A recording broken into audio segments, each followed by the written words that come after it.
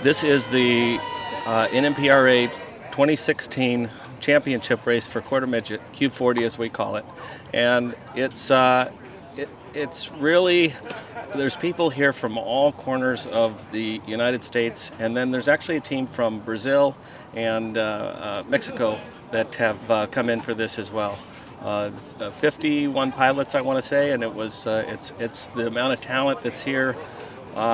The other day there was people that have raced from the 60s until now that got into the sport. So we literally have people here from 6 decades all competing at this contest. I've never seen that before in my life.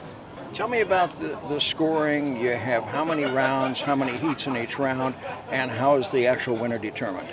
Okay, so this is a point competition. While time matters to solve to win the heat, we are racing for points. There's 4 plane heats.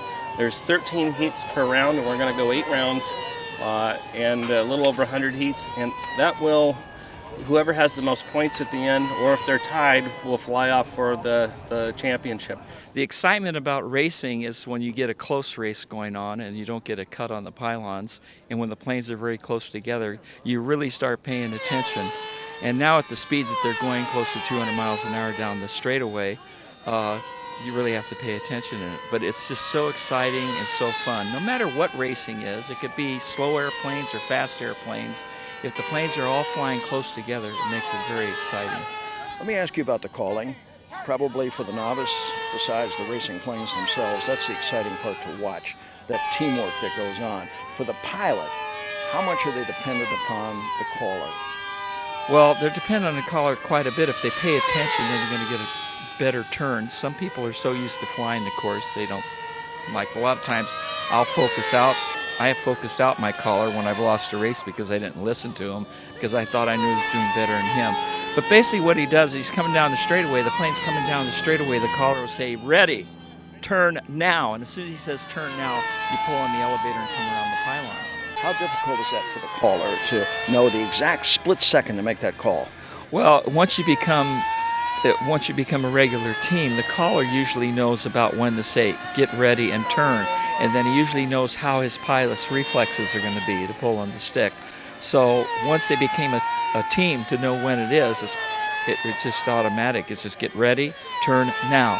And as soon as he says turn now, you better hit that elevator and come around the bend. I'm assuming you guys are the only husband and wife team that flies in this class in the country. Am I correct? I think so, yes. Now, who taught who? I taught her how to fly. And who taught you? I've been flying since I was 13, but I started in control line. I wasn't always doing this. So when you started, Joanne, were you calling for him before you started flying? I think that happened pretty much at the same time. He started teaching me and started teaching me to call and release the airplane as well. What is the most challenging part of this when you're out there flying? Trying to keep your cool and your nerves under control, I think. Making sure you don't cut, go around 10 times. And if you get a cut, what happens? You have to go an extra lap. Now, Bruce, if you have to go that extra lap, lap number 11, does that mean you have no chance of winning that particular heat? It's possible to still win if everybody else cuts too, but that's not very likely. So after you get a cut, it's just best to finish. And not double cut. The worst you can do is fourth. But oh, what happens in a double cut? No points. You're out. You're disqualified out of that race. Course. Yeah. You're done. Yeah. Does flying model planes in this category make for a great marriage? Yes. Yeah, I'd say so, yeah. Yeah, that's something we do together, and we do a lot of it, so it's fun. Keeps me home in the garage. Absolutely. Thank you so much. That was very nice.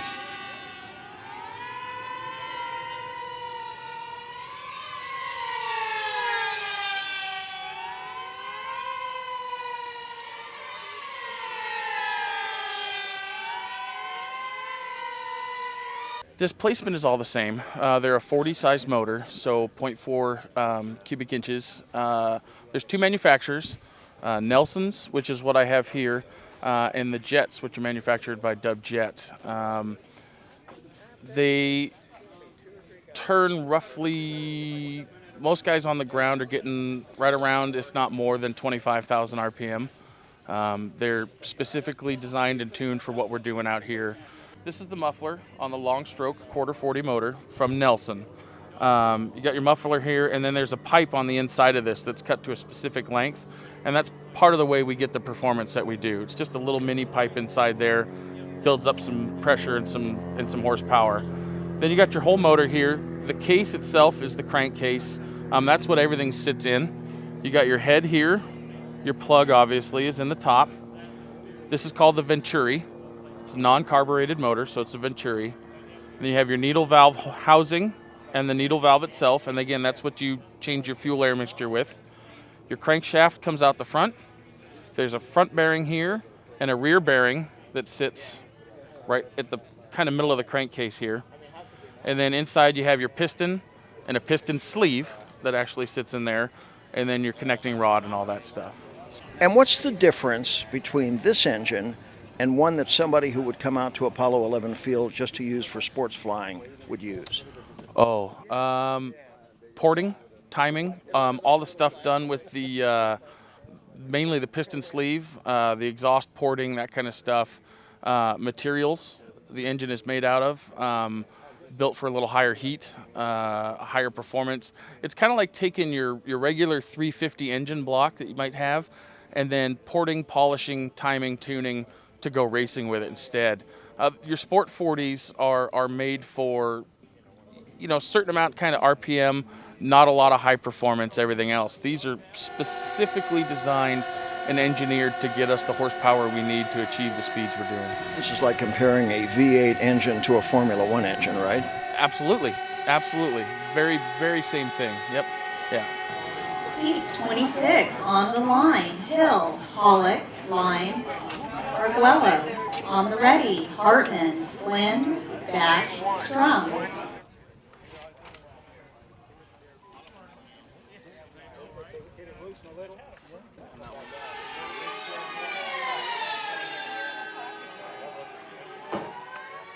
Both of you are into this sport. Tell me a bit about how did this come about?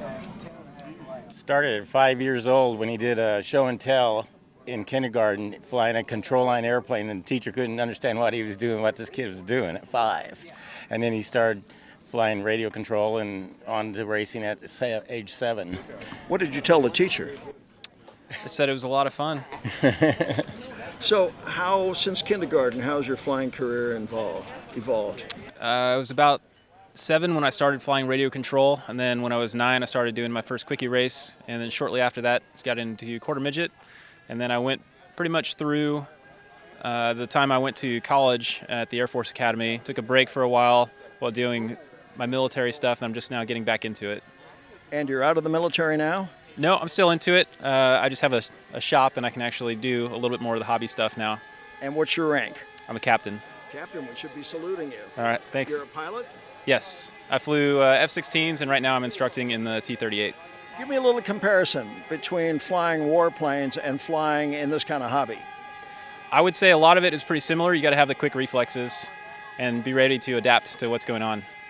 So which has helped what? The hobby has helped real life in the Air Force, or the Air Force has helped the hobby? I would say it goes both ways. Definitely learned a lot about aviation, sparked the interest to go into real life flying, and then what I do in real life still translates, keeps my hands fresh to go fly the models. Tell me how the hobby has brought the two of you together even closer. We've been doing this for a long time for his career and his life, you know. And what it's done is we've been able to work together and do things together as a father-son team, and we've always been teammates. And he shared building with me, and I've shared building with him, and he's learned the skills of craftsmanship and accuracy and critical thinking skills. Your dad has been in this for so long. Did that inspire you to go into the Air Force? I would say yes, and just my love of aviation that I got from this in general. And it's always been something that's very interested in me. I've always been looking up to airplanes in the sky, and I thought that was something that I'd like to do. And what happens after the Air Force? probably still some sort of flying. I don't think I could give it up. Commercial aviation, maybe? Potentially. All right, Bob Smith, from where? Atascadero, California now, but I was born and raised in the valley here in Panorama City. And as far as this sport's concerned, you're about to get a really big honor. Tell me about that.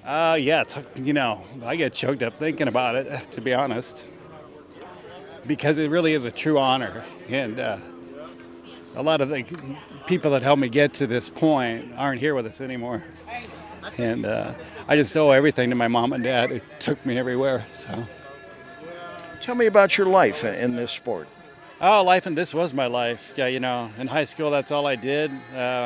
Started out, flying pattern when I was 14, and Larry Leonard taught me how to fly back then, and he took me to a couple pattern contests, and that's how I started, just flying pattern with a quick fly. And then about a year and a half later, we got into the racing, and I raced first time in Las Vegas, 1968, and got third place over there. So, yeah. You told me before we started you've come back to racing after quite a while, and this is kind of a one-shot. Why is it a one-shot? It's a one-shot because we got a 10-year-old daughter that she's our life right now with my wife Martina and me, and she's awesome at sports, and we love sports, and she's like an all-star in softball, soccer, and basketball. She loves basketball, so it's like life changes. It's like when you're younger you can do this full-time, but when you've got kids, that's priority one, and it's nice to be back out here, but until she gets older, I wouldn't do it full-time again. Speaking of young people, I'm sure you've had some young people say, Bob or Mr. Smith, could I get into this? And if they have, and they ask you, how do I do that? What do you tell them? Well, in the old days, it would be, go to your local hobby shop. That's always the best way to start, because you want to have somebody help you out that knows what they're doing, that can teach how to fly. So I know the hobby shop business isn't near as good as it used to be, but there's still a lot of good hobby stores out there. And anybody interested in getting into the hobby really needs to have a hobby shop owner guide you in the right direction and help you learn how to fly.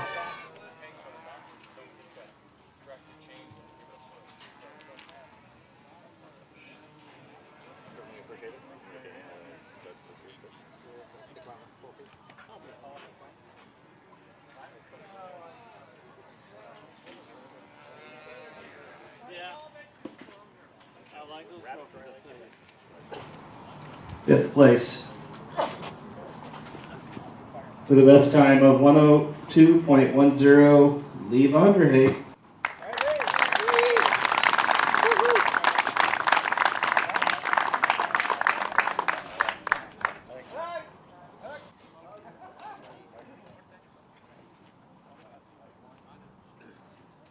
I have to say that this is probably the best contest I've ever flown at this field. Fourth place with best time of 101.25, Mr. Jim Allen.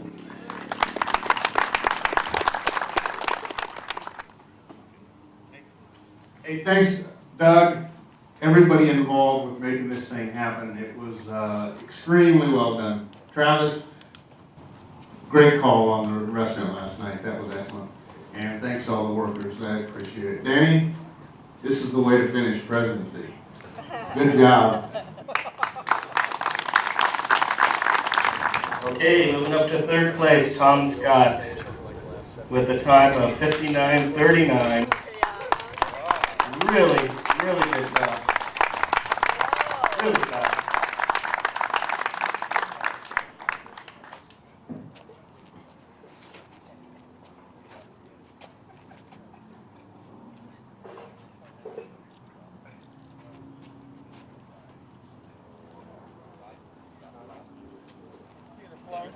Second place, this guy's getting better and better. Maybe because it makes the props. Robert Holik, 59.00.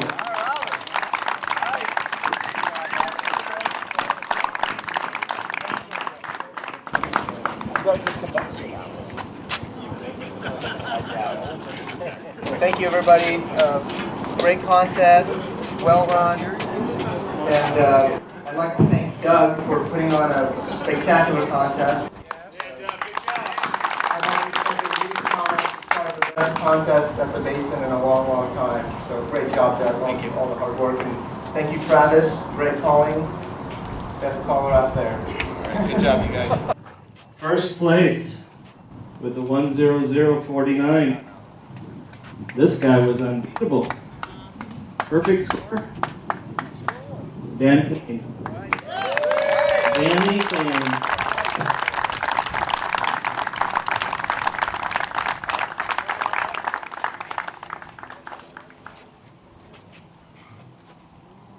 I do appreciate everything that everybody's done for the NMPRA in the past 5.5 years. And let's hope that the next 5.5 are just as successful. And all of you guys got to do what we did this weekend. Come together and make it happen. And let's go. Make Pylon special. For the water. Say pie? Pylon. Thank you. Tom Scott, CMAD, Mrs. Dara, here we go. They have something for you too. $500.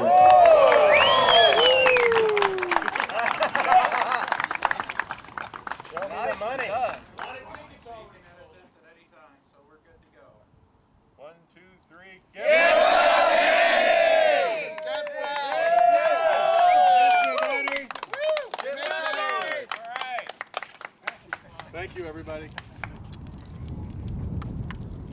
that everyone? Yep. Hold on. Second pass. Turn your plane. Vira avião igual deles. Angle, nose up. Nose up? Like this, yes.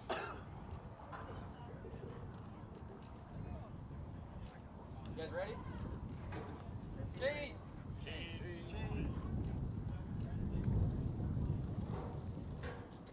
Lee, look over here.